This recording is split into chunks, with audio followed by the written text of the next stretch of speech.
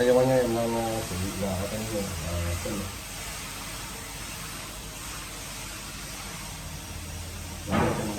Chỗ này gồm 84 cái chân này. Đấy, tất cả đây là 84 cái chân này. Đó, để em đi nực cái chân này lại nữa.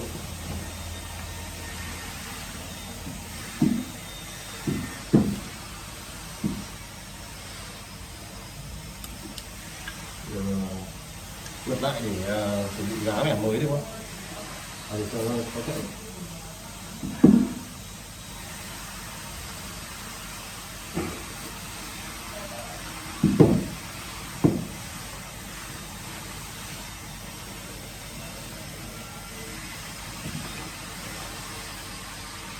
Cái này là em đã cái này là em đã đục một mặt rồi nhá các bác, đục một mặt rồi và bây giờ còn một mặt này em chuẩn bị đục nốt này.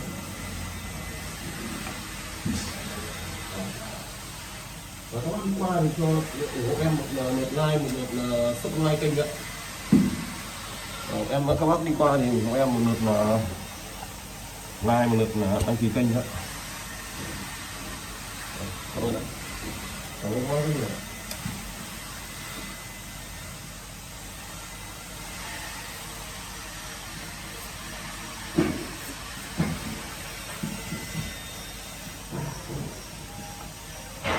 Đây là cái keo nến nhá các bác. Keo nến này là để giữ cái chân này, cái chân làm sao để cho nó chắc hơn.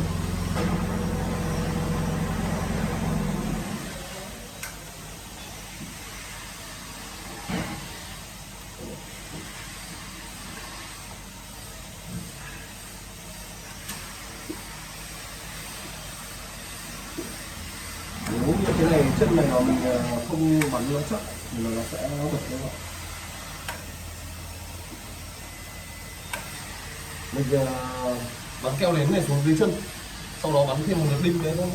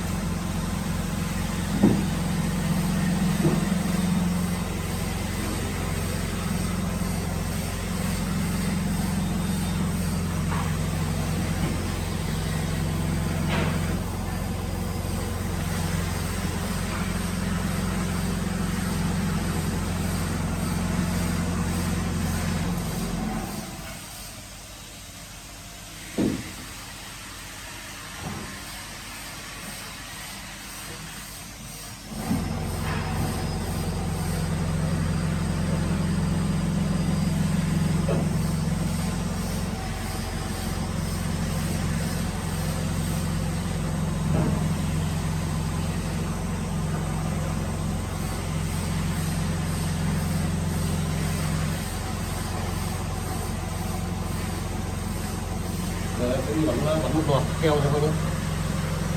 Đó, đi bắn một loạt keo đấy. Bây giờ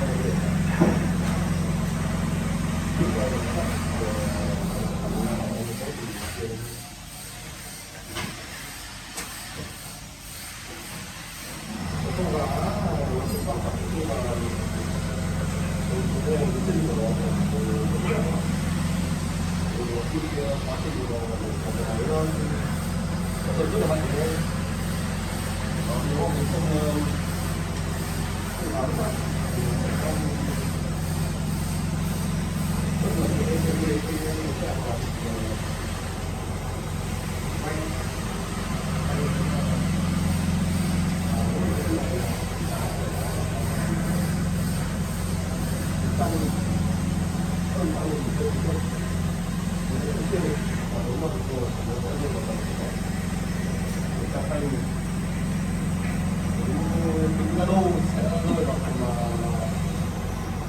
không có đu của lên.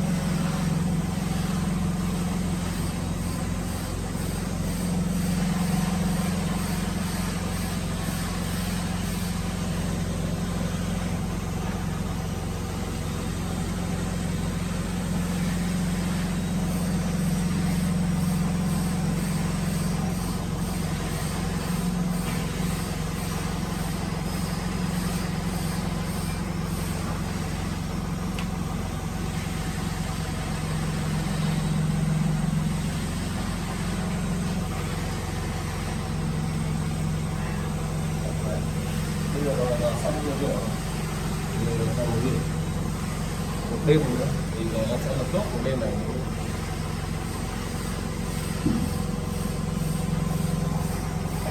Cao quá từ không thì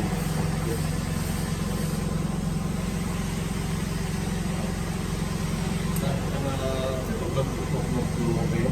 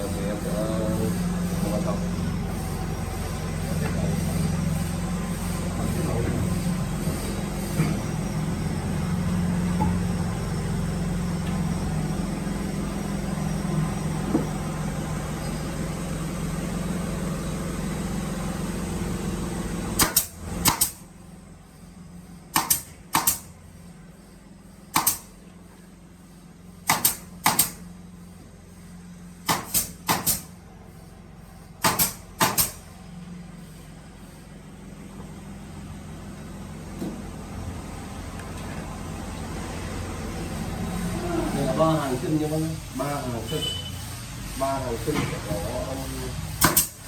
tổng cộng là 84 chiếc xe.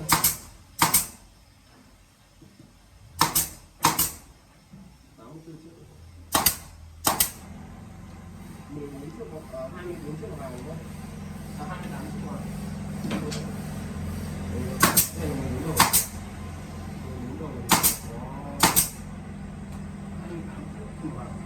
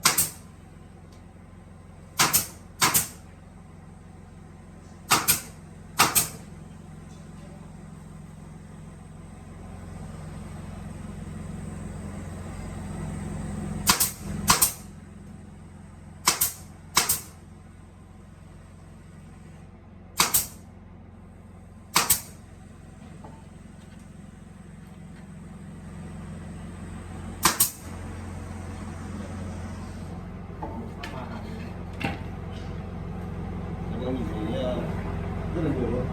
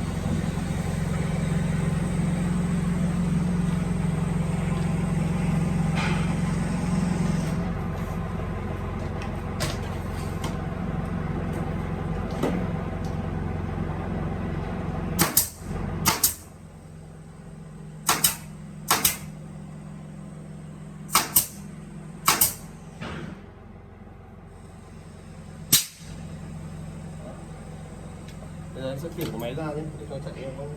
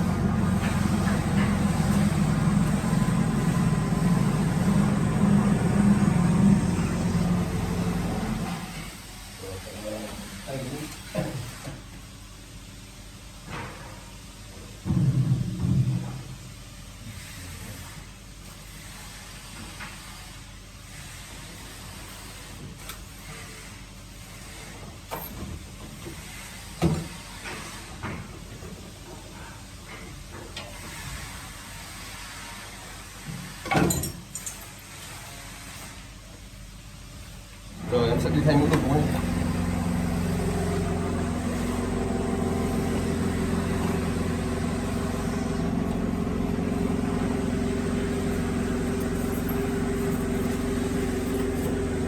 Để thay các mũi liên tục.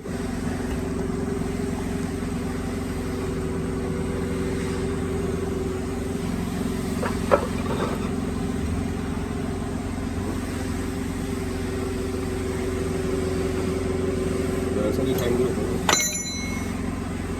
Thay nhanh lên thì mà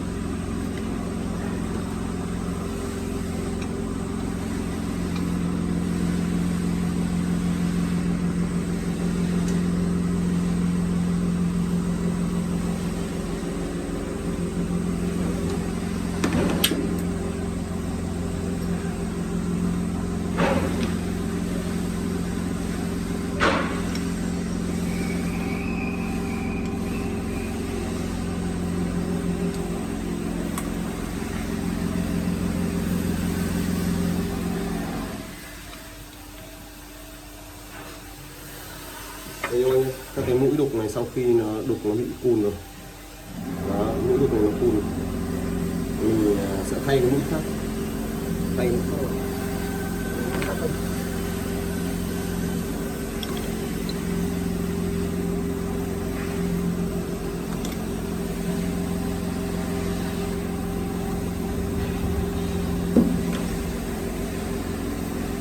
Mình không thay cái mũi sắc hơn vào thì trong quá trình đục nó dễ xảy ra cái tình trạng là gãy mũi và bật cái gỗ ra, không bật cái chân luôn, bật cái phôi đục. Nên mình cảm thấy nó cùn phát là mình phải thay ngay.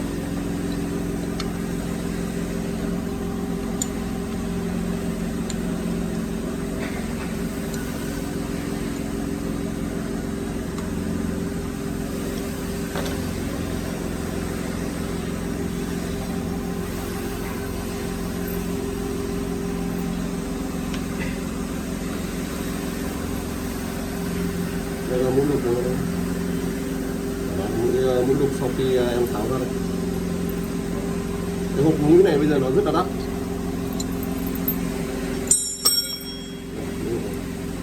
Mũi rất là đắt nha các bạn. Giờ nó rơi vào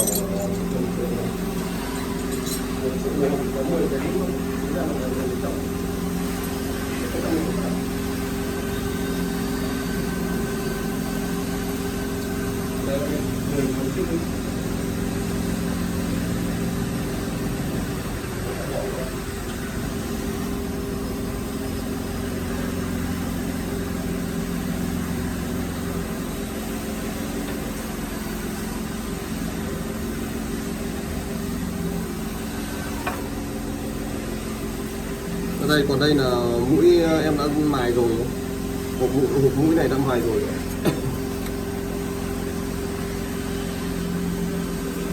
Rồi em sẽ đi thay vào một loạt, sau đó em sẽ đi thấy vào bắn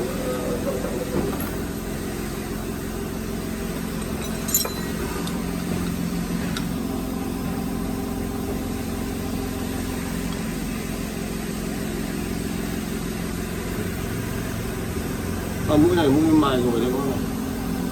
Đó, mũi mài rồi. Đó, nó nhìn được sáng. Đó, nếu như mà chưa mài thì nó sẽ không được sáng này.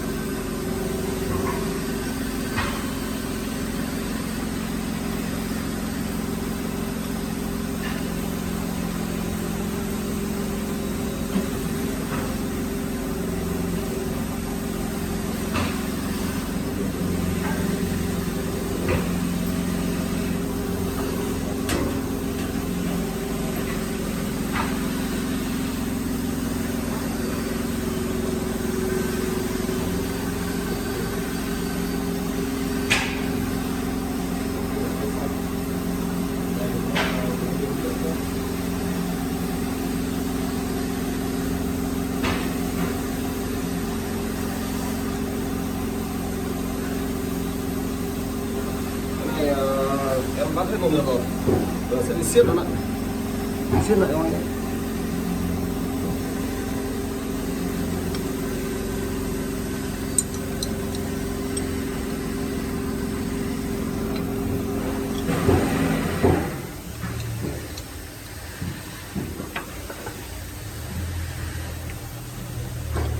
Siết toàn bộ lại các bạn.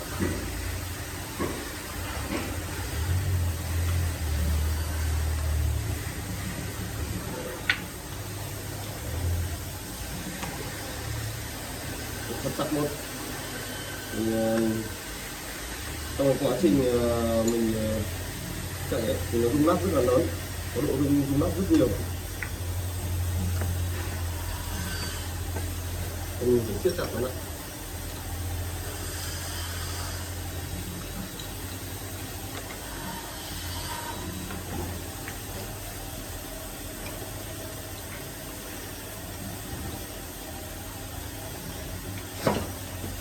Nên là quá trình thay như thế này là hơi mất tầm chục phút các bạn.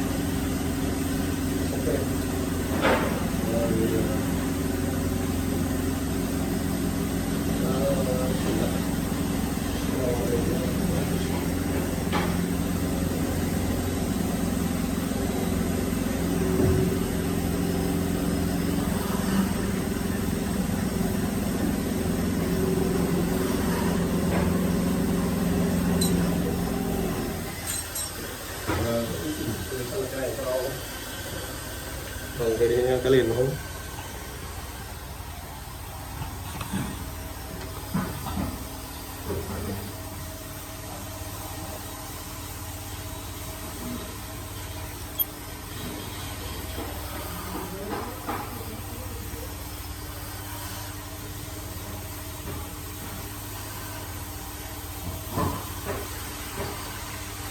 Đây chỉnh các này, chỉnh các này làm sao để cho nó bằng cái lên này.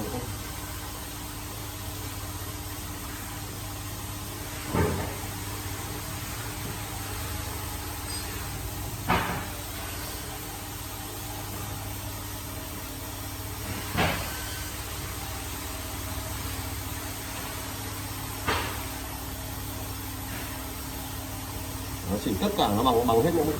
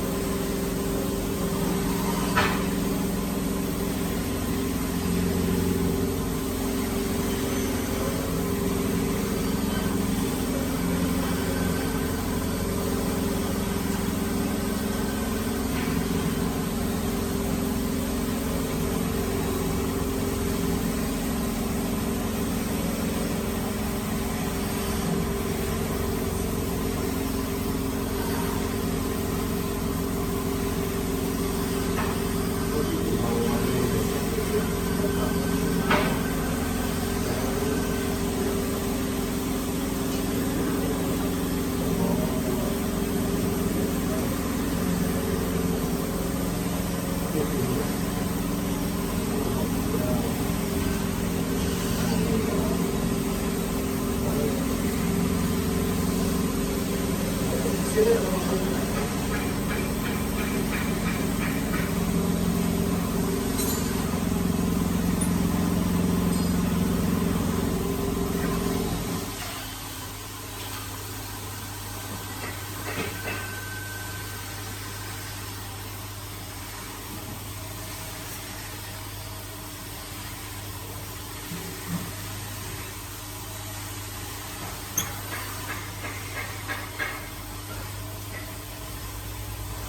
Mình siết hết các con này lại, siết hết chặt chặt lại.